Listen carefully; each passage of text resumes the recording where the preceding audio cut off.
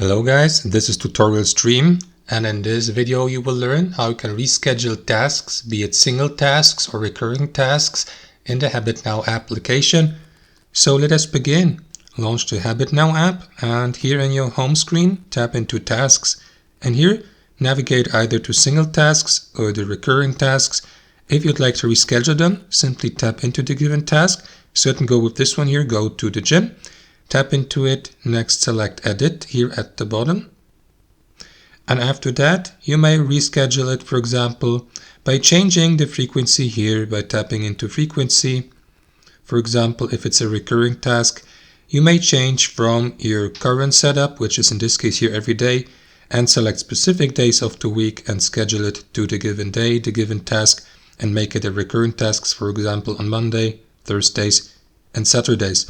Tap into confirm here at the bottom to reschedule the frequency. And after that, you may also change the start date here if you like. And that's it. And that's basically how it works, guys. That's how you reschedule tasks in the HabitNow application. Hope you enjoyed it, and until next time.